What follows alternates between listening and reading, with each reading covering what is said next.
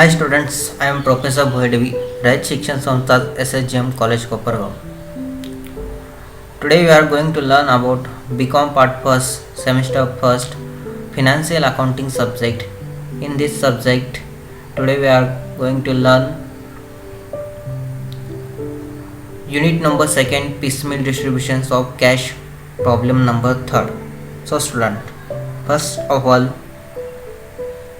we read the problem carefully. So problem number 3rd, X, Y and Z were in partnership in the profit sharing ratio in the ratio of 2:1:1. The following was their balance sheet as on 31st March 2019. बघा विद्यार्थी मित्रांनो, आपल्याला ह्या ठिकाणी x, Y आणि Z हे तिघं partners आहेत. त्यांचा प्रॉफिट शेअरिंग रेशो आपल्याला त्या ठिकाणी दिलेला आहे किती, तर 2:1:1. त्यानंतर त्यांची बॅलन्स शीट आपल्याला दिली आहे. बॅलन्स शीटमध्ये त्यांनी बघा balance sheet as on 31st March 2019, liability side and asset sides. So first of all we will read liability sides.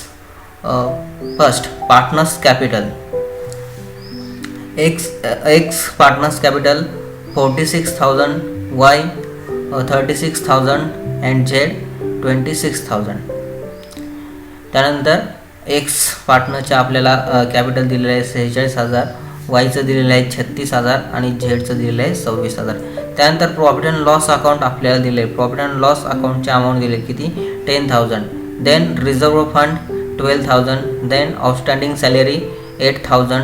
Then bank loan for secured 35,000. Then salary creditors 1 lakh and mister X loan 60,000.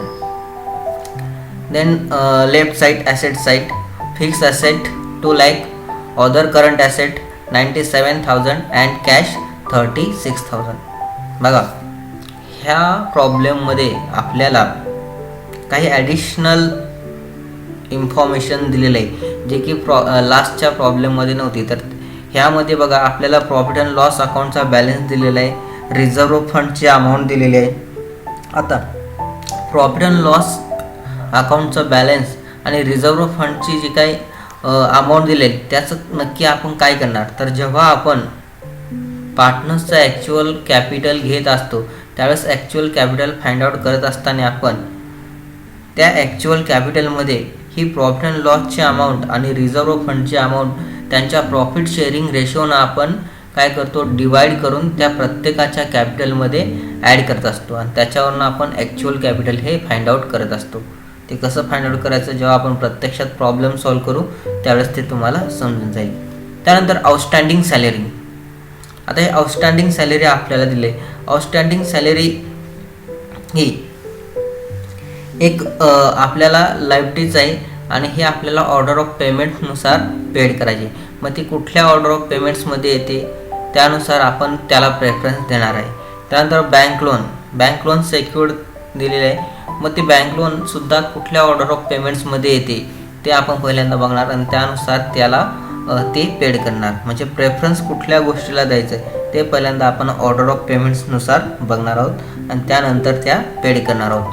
त्यानंतर salary creditors आणि mister X loan हे दोन्हीही काय unsecured creditors आहेत, unsecured liabilities आहेत. ह्या दोन्ही पण आपण नंतर पेड करणार आहोत.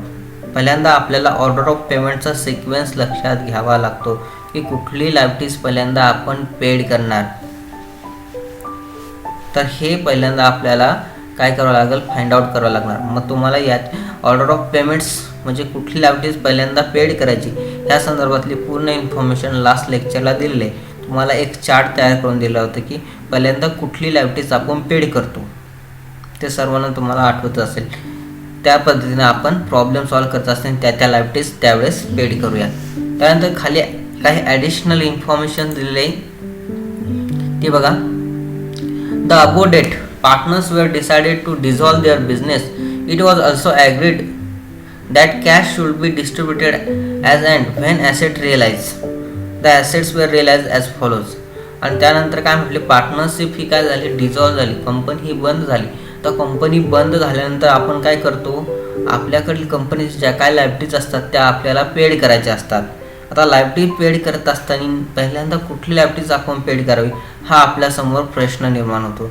मग त्यासाठी आपल्याला काही ऑर्डर ऑफ पेमेंट्स ठरवून दिलेले असतात. त्या ऑर्डर ऑफ पेमेंट्सनुसारच आपल्याला त्या लायबिलिटीज पेड करायच्या असतात. आता त्या लायबिलिटीची अमाऊंट पेड करत असताना तुम्ही कशातनं करणार, तर त्यासाठी तुमच्याकडे कॅश अवेलेबल पाहिजे. जर प्रॉब्लेममध्ये तुम्हाला कॅश दिली असेल तर ती पहिल्यांदा आपण कॅश यूज करतो, आणि जर कॅश संपल्यानंतर आपण ती अमाऊंट कशी पेड करणार, तर त्यासाठी आपण काय करतो, आपल्याकडील ज्या काही ॲसेट्स असतात त्या ॲसेट्स सोल्ड करतो, आणि त्या ॲसेट्समधनं जी काही अमाऊंट येते ती काय करतो, त्यातनं आपण ह्या लायबिलिटीज पेड करतो. आता जेव्हा कंपनी डिझॉल्व होते ॲट दॅट टाईम आपल्याला काय करावं लागतं, सर्व लायबिलिटीज पेड करावं लागतात. आता एकदमच एवढी अमाऊंट आपल्याकडे नसल्यामुळं आपण ती पेड करू शकत नाही. मग त्यामुळं आपण काय करतो, आपल्याकडील ॲसेट्स ह्या सोल्ड करत असतो, आणि एकदमच सर्व ॲसेट्स विकल्या जातीलच असं नाही. मग त्यावेळेस काय ते पॉसिबल नसते. मग जेव्हा एक ॲसेट्स विकली जाईल त्याची जी काय अमाऊंट येईल, रिअलायझेशन इन्स्टॉलमेंट येईल, तो इन्स्टॉलमेंट आल्यानंतर त्यातनं आपण थोड्या थोड्या प्रमाणात काय करतो, ती अमाऊंट पेड करत असतो. म्हणूनच आपण त्याला पिसमिल डिस्ट्रीब्युशन्स ऑफ कॅश असं म्हणत असतो. त्याच पद्धतीनं खाली काही रिअलायझेशन दिलेत, टप्प्याटप्प्यानं आपल्याकडं त्या ॲसेट रिअलाइज होऊन अमाऊंट आलेले आहेत, ती अमाऊंट आपल्याला खाली दिलेली आहेत. तर पहिल्यांदा त्याने म्हटले on 15th April 2019 ₹20,000 from fix asset and ₹40,000 by sale of current asset, and expenses on realizations is ₹2,000. आता इथे लक्ष द्या, त्याने काय म्हटलंय की फिक्स ॲसेट्स विकून आपल्याला ₹20,000 भेटलेले आहेत, त्याचबरोबर करंट ॲसेट्स विकून आपल्याला ₹40,000 भेटलेले आहेत. आता इथे लक्ष द्या, फिक्स ॲसेट आणि करंट ॲसेट्स विकत असताना काही किरकोळ म्हणजे काही रिअलायझेशन एक्सपेन्सेस झालेत, ते सुद्धा आपल्याला दिलेत. ते किती दिलेत, तर 2,000. मग ह्या वेळेस आपल्याला रिअलायझेशनची अमाऊंट फाइंड आउट करत असताना कशी करणार, तर 20,000 प्लस 40,000, फिक्स ॲसेटची 20,000 प्लस करंट ॲसेटची 40,000, ह्या दोन्हींचे एकत्रित 60,000 ही अमाऊंट होणार. त्यातनं मायनस ती ॲसेट विकण्यासाठी झालेला खर्च आपण काय करतो, मायनस करत असतो. मग तो ₹2,000 खर्च आपण मायनस करणार. जी काही अमाऊंट येईल, फॉर एक्झाम्पल किती येणार, 20,000 प्लस 40,000 60,000 मायनस 2,000, रिमेनिंग अमाऊंट किती राहिली, तर 58,000, म्हणजे ₹58,000 काय आलं, तुमचं फर्स्ट रिअलायझेशन आलेलं आहे. सेम ॲज इट इज खाली सर्व ॲडजस्टमेंट, सर्व रिअलायझेशन ह्याच पद्धतीने दिले आहेत. बघा, on 15th May 2019 ₹70,000 for fix asset and ₹50,000 by sale the current assets, आणि खाली सुद्धा 70,000चे फिक्स ॲसेट आहेत, 20,000चे करंट ॲसेट्स आहेत, आणि त्यासाठी आलेला खर्च ₹2,000 रिअलायझेशन एक्सपेन्सेस आहे. मग काय करणार, 70,000 प्लस 50,000 मायनस 2,000 करा, किती येणार, 1,18,000. सेम ॲज इट इज खालची प्रोसिजर करा.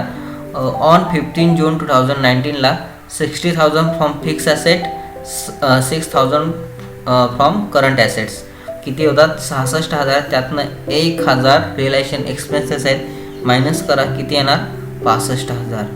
हे झालं तुमचं रिअलायझेशन थर्ड. त्यानंतर रिअलायझेशन फोर्थ, 30,000 फिक्स ॲसेट आहे, 3,000 करंट ॲसेट्स आहे, आणि त्यासाठी खर्च आलेला आहे रिअलायझेशनचा किती, 3,000. मग 30,000 प्लस 3,000 मायनस 3,000 करा, किती येतात, तर 30,000 अमाऊंट येते. मग ही येणार तुमची रिअलायझेशन फोर्थची अमाऊंट. आणि याच्यावरनं, ह्या संपूर्ण इन्फॉर्मेशनवरनं आपल्याला काय प्रिपेअर करायला लावलेलं आहे, तर त्यातील पहिलं स्टेटमेंट शोईंग सरप्लस कॅपिटल. पहिल्यांदा सरप्लस कॅपिटल आपल्याला फाइंड आउट करायला लावलेलं आहे. त्यानंतर statement showing piecemeal distribution of cash as per surplus capital method, आणि सगळ्यात शेवटी पिसमिल डिस्ट्रीब्युशन्स ऑफ कॅशचं स्टेटमेंट आपल्याला तयार करायला लावलेलं आहे. तर मग बघूया की कशा पद्धतीनं आपण ते प्रॉब्लेम सॉल्व करूया. तर त्यात पहिल्यांदा आपण बघू की statement showing surplus capital. Statement showing surplus capital, last लेक्चरला तुम्हाला सांगितलं होतं की पहिल्यांदा आपण काय करतो, तर स्टेटमेंट त्या ठिकाणी सरप्लस कॅपिटलचं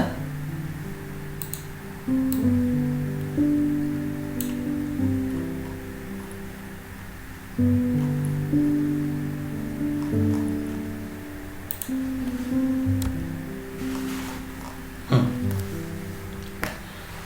कॅपिटलचं स्टेटमेंट आपण पहिल्यांदा त्या ठिकाणी बनवत असतो.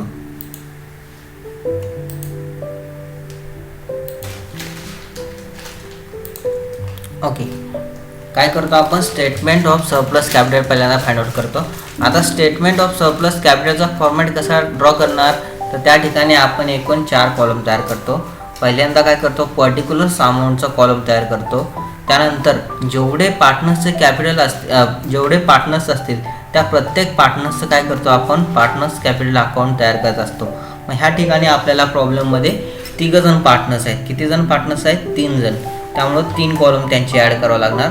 मग करा, एक्स पार्टनर्स आहे, वाय पार्टनर आहे आणि झेड पार्टनर, आणि त्यांचा रेशो किती आपल्याला दिलेला आहे, तर 2:1:1, 2:1 आणि 1, 2:1:1 हा आपल्याला त्यांचा रेशो दिलेला आहे. प्रत्येकाचा रेशो त्याच्या कॉलममधल्या एक्सचा रेशो असणार आहे 2, वायचा रेशो असणार आहे 1 आणि झेडचा रेशो असणार आहे 1. ओके, हे झाल्यानंतर स्टेटमेंट ऑफ सरप्लस कॅपिटल आपण ड्रॉ केल्यानंतर स्टेप नंबर फर्स्ट तुम्हाला मी सांगितली होती. स्टेप नंबर फर्स्ट आपण काय करतो की फाइंड आउट ॲक्च्युअल कॅपिटल. पहिल्यांदा आपण काय करतो, ॲक्च्युअल कॅपिटल फाइंड आउट करत असतो. मग घ्या step number first, capital balance आहे. असा कॅपिटल बॅलन्स सर्वांचा ह्या ठिकाणी आपण पहिल्यांदा घेत असतो. घ्या, एक्सचा कॅपिटल बॅलन्स आपल्याला प्रॉब्लेममध्ये किती दिलेला आहे, तर 46,000. घ्या, एक्सच्या कॉलममध्ये 46,000 घ्या. वायच्या कॉलममध्ये किती आहे, 36,000 आणि झेडच्या कॉलममध्ये किती आहे, तर 26,000. ओके, आता आपल्याला ॲक्च्युअल कॅपिटल फाइंड आउट करायचं आहे. ॲक्च्युअल कॅपिटल आपण फाइंड आउट कसं करतो, तर ॲक्च्युअल कॅपिटल फाइंड आउट करत असताना आपण पार्टनर्सचं कॅपिटल घेतो, त्यात प्लस प्रॉफिट अँड लॉस दिलेला असेल तर तो काय करतो आपण ॲड करत असतो, आणि रिझर्व्ह फंड दिला असेल तर तो सुद्धा आपण त्या ठिकाणी ॲड करत असतो. आता हा प्रॉफिट अँड लॉस आणि रिझर्व्ह फंडची अमाऊंट ॲड करत असताना कशा पद्धतीने करणार, तर त्यांचा जो काही पार्टनर्सचा प्रॉफिट शेअरिंग रेशो दिलेला आहे त्या रेशोनुसार आपण तो ॲड करणार आहोत. मग ह्या पहिल्यांदा प्रॉफिट अँड लॉस अकाउंट घ्या, किती, 10,000. बघा, add profit and loss account balance किती आहे, 10,000. कुठल्या रेशोनं डिवाइड करणार, 2:1:1 ह्या रेशोनं तुम्ही तो डिवाइड करणार. मग 10,000 काय करा, 2:1:1च्या रेशोनं काय करा, डिवाइड करा. 10,000 भागिले 4 करा आणि त्यानंतर इंटू 2 इंटू 1 आणि इंटू 1 केल्यानंतर तुम्हाला एक्स, वाय आणि झेडची अमाऊंट भेटेल. 10,000 भागिले 4 करा, एका रेशोची अमाऊंट येणार किती, तर किती, 2,500 येणार. ओके, 2,500 नंतर काय करा, इंटू 2 करा, म्हणजे एक्सची अमाऊंट येणार. एक्सच्या कॉलममध्ये घ्या किती, 5,000. त्यानंतर वायच्या कॉलममध्ये किती येणार, एका रेशोची अमाऊंट 2,500 रुपये. त्यानंतर झेडच्या कॉलममध्ये 2,500 रुपये. ओके, हे झाल्यानंतर अजून आपल्याकडे जनरल रिझर्व सुद्धा दिलेला आहे. बघा, रिझर्व फंड दिलेला आहे, तो सुद्धा आपण काय करतो, ॲड करतो. घ्या, ॲड जनरल रिझर्व किती आहे, 12,000 रुपये. कुठल्या रेशोनं, 2:1:1च्या रेशोनं आपण तो डिवाइड करणार. करा, 12,000 भागिले 4 इंटू 2 केले म्हणजे एक्सची अमाऊंट येणार. किती येते, 12,000 भागिले 4 3,000 गुणिले 2 किती, 6,000. ओके, एक्सच्या कॉलममध्ये 6,000, वायच्या कॉलममध्ये 3,000 आणि झेडच्या कॉलममध्ये 3,000. ओके, आता कॅपिटल बॅलन्समध्ये आपण प्रॉफिट अँड लॉसचा क्रेडिट बॅलन्स आणि जनरल रिझर्व ॲड केल्यानंतर जी काही टोटल अमाऊंट येते त्या प्रत्येक पार्टनर्सच्या कॅपिटलची, त्या अमाऊंटला आपण काय म्हणतो, तर ॲक्च्युअल कॅपिटल असं म्हणत असतो. करा मग टोटल 46,000 प्लस 5,000 प्लस 6,000 किती अमाऊंट होते, तर 57,000. त्यानंतर 36,000 प्लस 2500 प्लस 3,000 किती होते 41,500 रुपये. त्यानंतर 26,000 प्लस 2500 प्लस 3,000 किती होते तर 31,500 रुपये. आता ही जी काय अमाऊंट आलेली आहे टोटल, त्या अमाऊंटला आपण काय म्हणतो तर ॲक्च्युअल कॅपिटल असं म्हणत असतो. मग त्याला नाव actual capital. Okay, actual capital आता ह्या ठिकाणी आपण फाइंड आउट केलेला आहे. आता ही झाली स्टेप नंबर फर्स्ट. आता स्टेप नंबर फर्स्ट कंप्लीट झाल्यानंतर आपण स्टेप नंबर 2 फॉलो करतो. आता स्टेप नंबर 2 काय असते तर ह्याचे काही कॅपिटल ॲक्च्युअल कॅपिटल आलेले त्या प्रत्येकाच्या ॲक्च्युअल कॅपिटलला आपण काय करतो त्यांच्या प्रॉफिट शेअरिंग रेशोनं डिवाइड करत असतो. म्हणजे स्टेप नंबर 2 ही आपली फॉलो होते. मग करा divide capital in their profit sharing ratio and select smallest unit value. मग करा प्रत्येकाच्या कॅपिटलला त्याच्या प्रॉफिट शेअरिंग रेशोनं डिवाइड करा. स्टेप नंबर 2 बघा 57,000ला त्याचा प्रॉफिट शेअरिंग रेशो किती आहे 1/2 डिवाइड करा 2 सेम ॲज इट इज वायला 41,500ला 1 डिवाइड करा. त्याचबरोबर झेडच्या याला 31,500च्या याला 1 डिवाइड करा. आणि जी काही डिवाइड करून अमाऊंट आलेली असते आता 57,000 भागिले 2 किती अमाऊंट येणार तर 28,500. ओके 41,500 भागिले 1 किती येणार अमाऊंट 41,500च येणार. त्याचबरोबर 31,500 डिवाइड केल्यानंतर 1 डिवाइड केल्यानंतर किती अमाऊंट येणार तर 31,500च येणार. आता जी काय अमाऊंट आलेली डिवाइड करून जी काय अमाऊंट आलेली त्या अमाऊंटला आपण काय म्हणतो युनिट व्हॅल्यू. ओके ही युनिट व्हॅल्यू फाइंड आउट केल्यानंतर आपण काय करतो त्याच्यातली ह्या तिन्ही व्हॅल्यूपैकी सगळ्यात स्मॉलेस्ट व्हॅल्यू कुठली आहे सगळ्यात छोटी व्हॅल्यू कुठली आहे ती आपण काय करतो ॲज अ बेस म्हणून कन्सिडर करतो. तर बघा 28,500 प्लस 41,500 प्लस 31,500 यापैकी सगळ्यात छोटी अमाऊंट कुठली आहे बघा तर 28,500. मग 28,500 आपण काय करणार बेस घेणार. मग त्याला तुम्ही अंडरलाईन करून घ्या किती 28,500. ओके ही सेकंड स्टेप कंप्लीट झाली. काय केले आपण divide capital in their profit sharing ratio and select smallest unit value. आपण काय केलं त्याच्या ॲक्च्युअल कॅपिटलला त्यांच्याच प्रॉफिट शेअरिंग रेशोनं डिवाइड केलं. डिवाइड केल्यानंतर ज्या काही युनिट व्हॅल्यू आल्या त्यामधील सगळ्यात छोटी युनिट व्हॅल्यू आपण काय केली बेस म्हणून घेतलेली आहे. ओके किती तर 28,500. देन स्टेप नंबर 3 ही स्टेप नंबर 2 कंप्लीट झाल्यानंतर स्टेप नंबर 3 आपण फॉलो करतो. स्टेप नंबर 3 काय म्हटलेलं मी की जी काही युनिट व्हॅल्यू आपण बेस घेतलेली असते जी काही युनिट व्हॅल्यू आपण बेस घेतो त्या युनिट व्हॅल्यूने काय करतो प्रत्येकाच्या प्रॉफिट शेअरिंग रेशोला आपण मल्टिप्लाय करत असतो.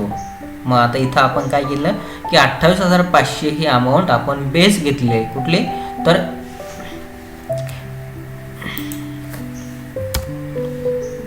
28,500 ही आपण काय घेतलेली अमाऊंट या ठिकाणी बेस घेतलेली आहे. तर हे 28,500 काय करणार आपण प्रत्येकाच्या प्रॉफिट शेअरिंग रेशोना मल्टिप्लाय करणार आहोत.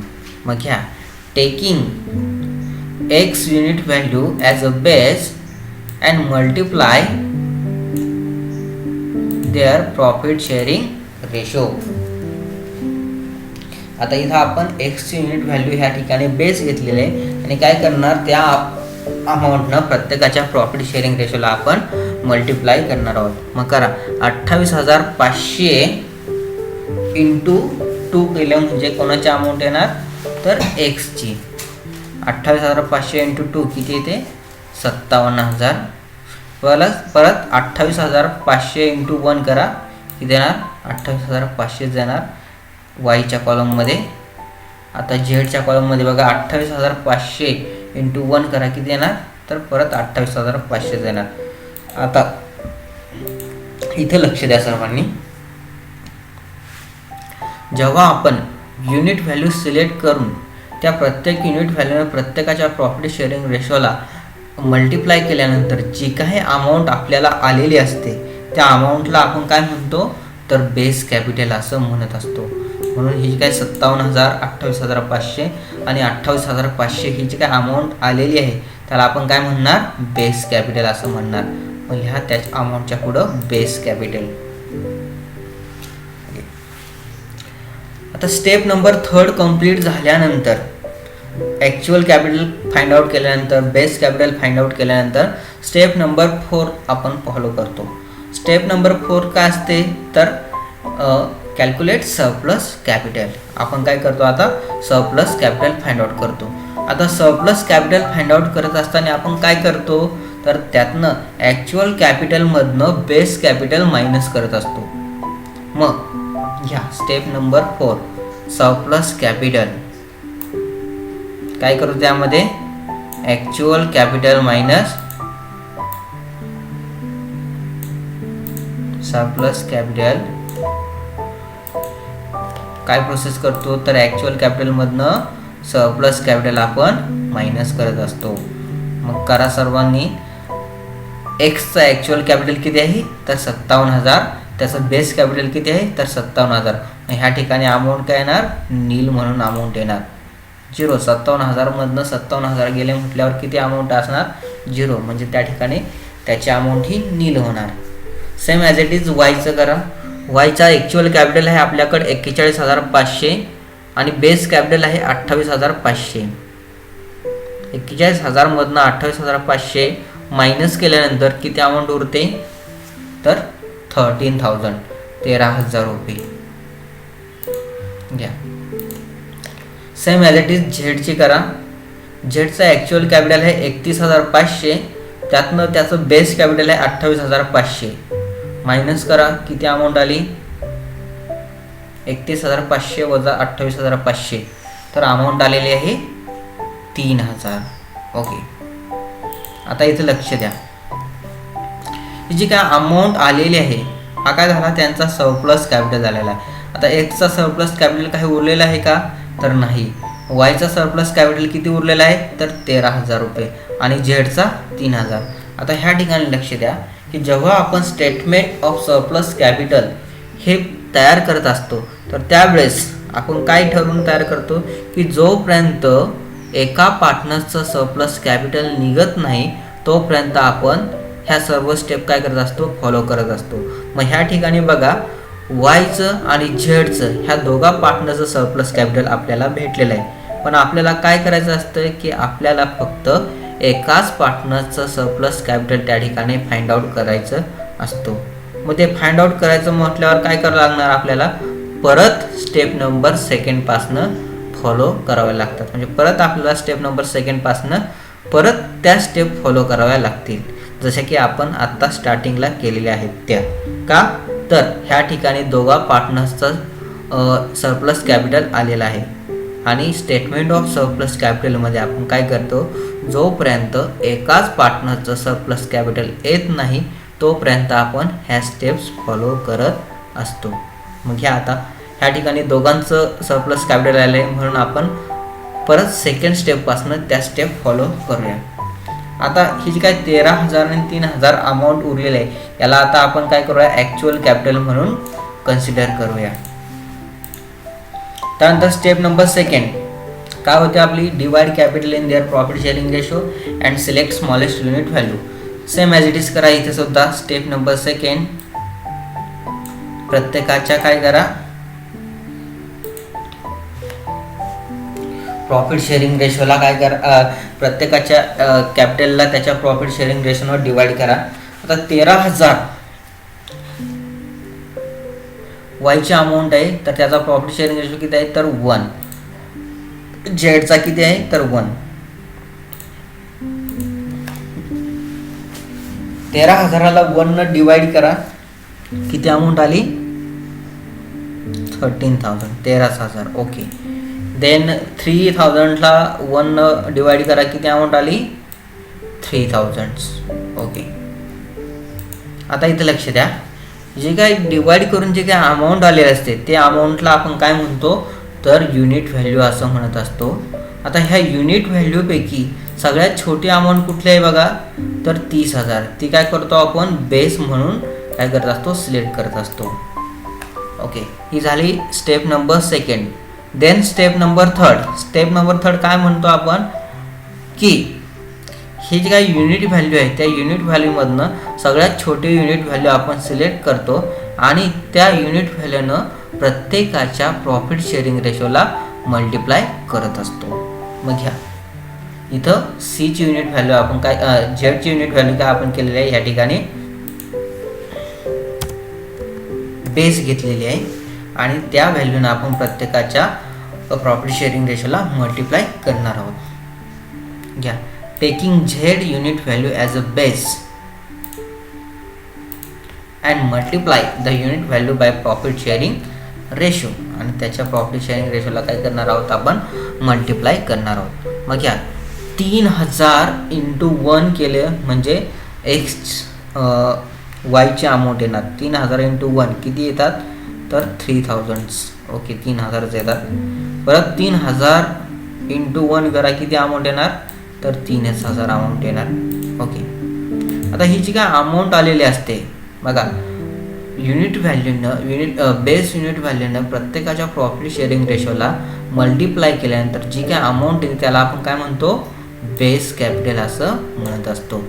मग वायचा बेस कॅपिटल किती आला 30,000 आणि झेडचा किती आला 30,000.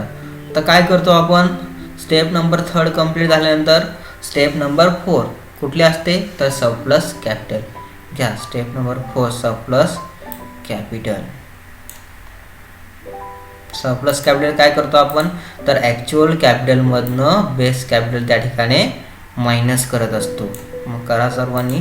तर ह्या ठिकाणी ॲक्च्युअल कॅपिटल किती आहे आपलं वायचं तर 13,000 रुपये. बेस कॅपिटल किती आहे 3,000 रुपये. 13,000 मायनस 3,000 करा किती अमाऊंट आली 10,000. Okay, same as it is झेडच्या कॉलममध्ये बघा ॲक्च्युअल कॅपिटल आहे आपलं 3,000 आणि बेस कॅपिटल आहे आपलं 3,000.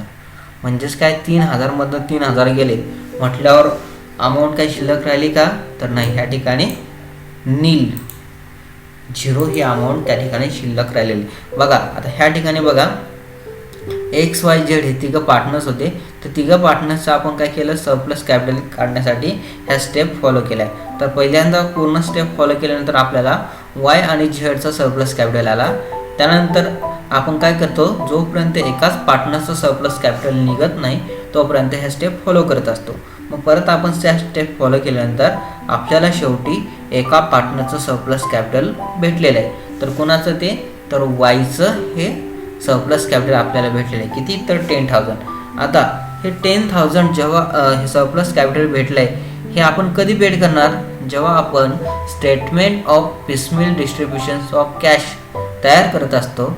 आणि ते तयार करत असताना पूर्ण ऑर्डर ऑफ पेमेंट्स कंप्लीट झाल्यानंतर पूर्ण लायबिलिटीज पेड झाल्यानंतर जेव्हा पार्टनर्सचं कॅपिटल आपल्याला पेड करायचं असतं तर त्यावेळेस सर्वात प्रथम आपण काय करणार ह्या जो काही वाय पार्टनर्सचं सरप्लस कॅपिटल सगळ्यात आधी आपण पेड करणार. का तर त्याचा सरप्लस कॅपिटल जास्त आहे किंवा त्यानं जास्तीचं भांडवल त्याच्या आपल्या बिझनेसमध्ये गुंतवलेलं आहे. त्यामुळं पहिल्यांदा आपण काय करणार त्या पार्टनर्सचं सरप्लस कॅपिटल पहिल्यांदा आपण पेड करणार आहोत.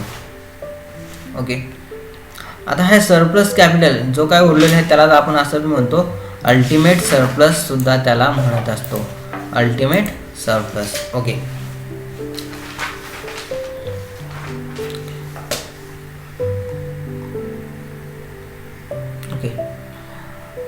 अशा पद्धतीने काय केलं आपण स्टेटमेंट ऑफ सरप्लस कॅपिटल त्या ठिकाणी तयार केलेलं आहे. त्यामध्ये आपल्याला वायचं कॅपिटल ह्या ठिकाणी भेटलेलं आहे.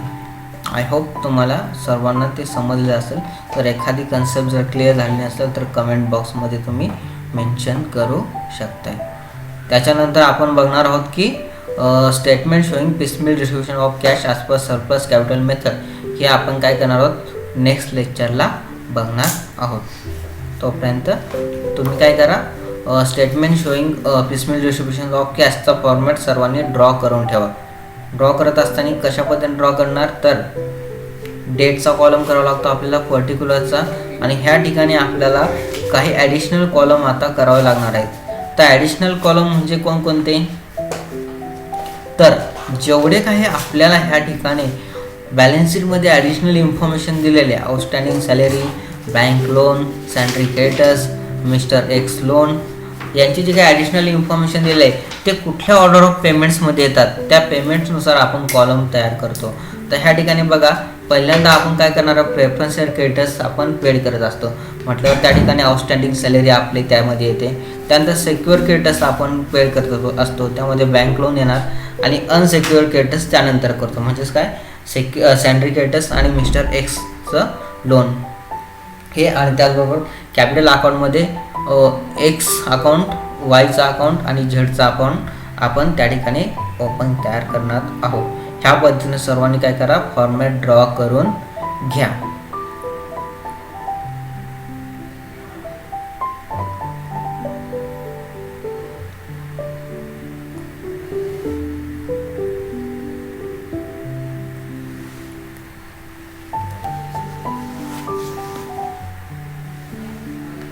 ओके, सर्वांनी ह्या पद्धतीने फॉर्मॅट ड्रॉ करून घेतलेला असेल. आपण याचं सोल्युशन्स काय करूया, नेक्स्ट लेक्चरला आपण सॉल्व करूया. तोपर्यंत ओके, थँक्यू.